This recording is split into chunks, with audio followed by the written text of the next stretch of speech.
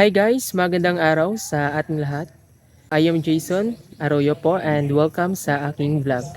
In this video ay tuturuan ko pa kayo kung paano po ang tamang pag-apply ng fertilizer sa ating mga tanim na mulberry, sa ating mga pakuran or sa ating mga taniman. So sa mga tatanong po if bakit hindi na po ako nakagawa ng vlog, kasi po guys is na busy po ako sa aming school. Hindi na po ako nakagawa ng mga content about po sa pagtatanim or sa ating mga halaman. So, ngayon lang po ako nagkaroon ng time sa pagpa-vlog po. Before po ako mag-start sa pagtuturo po ng tamang pag-apply ng fertilizer sa ating mga tanim na berry, maraming salamat po pala sa lahat po ng mga nag-subscribe sa aking channel even though na hindi na po ako naka-uploads ng mga video, pero marami pa rin po nagsa-subscribe at marami pong mga patuloy po na nagsusuporta at nagnunood po ng aking mga videos. So guys, wag po kayong aalis kasi ngayon po ay sisimulan na po natin ang pag-apply ng fertilizer sa ating mga mulberry. For how many months po guys, ito na po yung aking mulberry. Masyado na po siyang mayabong at mataas kasi hindi na po nakin siya na-prone simula po yung nabisi na po ako sa aking pag-aaral. So ito na po yung aking mulberry, ang tangkad na po nila. Napakataas na po. So ito po yung ating i-applyan ng fertilizer ngayong araw.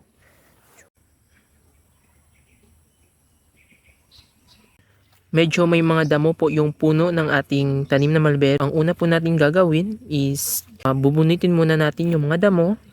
So bali i-cultivate po natin yung soil before po natin i-applyan ng fertilizer na triple 14 para maganda po yung penetration ng air at saka ng nutrients sa soil, para maganda po yung vigor ng ating tanim na mulberry.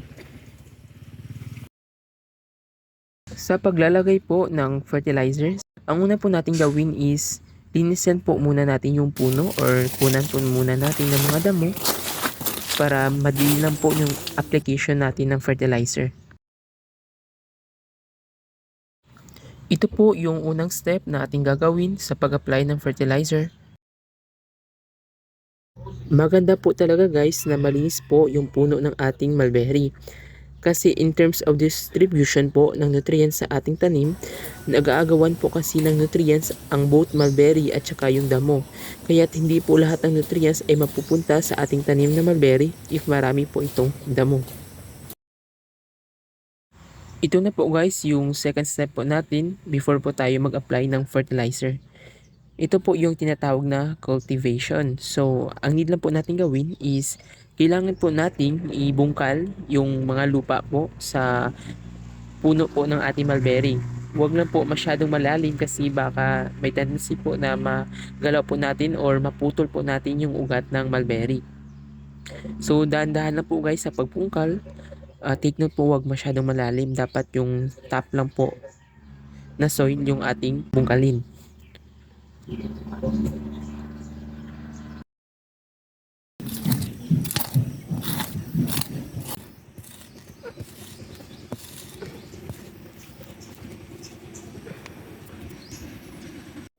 Guys, bali yung main purpose po natin sa pag-cultivate po ng soil is para maganda po yung penetration ng air at saka nutrients sa ating mga tanim na mulberry. So bali naglagay po tayo ng fertilizer ngayon kasi next week po is magpo-pro na po ako ng aking mulberry. So maganda po na apply natin ng fertilizer para maganda po yung kanyang paglabas ng kanyang mga bunga, para marami po yung kanyang bunga. At saka po sa mga gusto pong bumili ng cuttings is available po ito. So just PM na lang po or mag-comment na lang po kayo sa comment section at saka yung inyong location para malaman po natin kung available po yung shipment sa lugar ninyo. If pwede po tayo makaship doon. Ito na po guys yung ating na-cultivate na soil sa ating tanim na mulberry.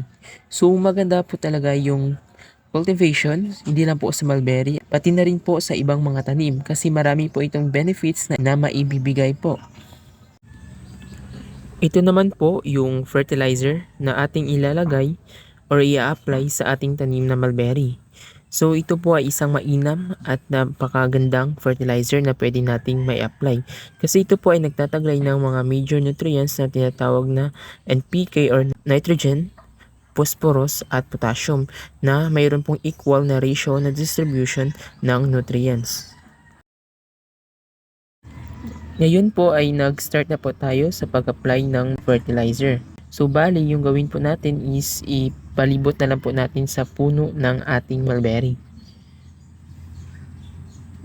Nasa mga 10 to 12 inches po yung distansya mula po sa puno ng ating mulberry.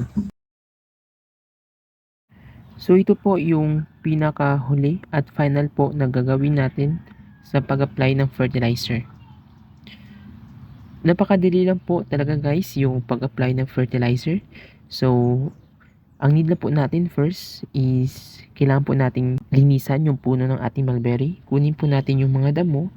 At saka yung pangalawang steps naman po is i-cultivate po natin yung soil para madalian po yung pag-apply ng fertilizer at saka maganda po yung penetration ng nutrients. And yung pangatlo, yun na nga po guys, yung final which is pag-apply na po mismo ng fertilizer.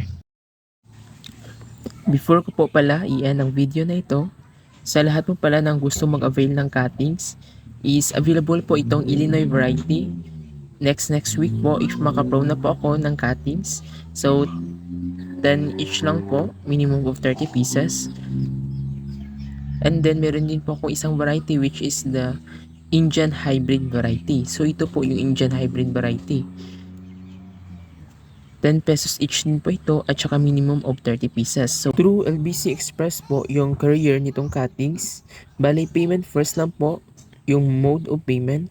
Excluded po yung shipping fee. Kasi kayo na po yung balang magbayad pagdating nito ng cuttings. So, yan lang po guys for today's video. I hope na may natutunan po kayo sa akin kung paano po yung tama at appropriate po na application ng fertilizers sa ating mga tanim na mulberry.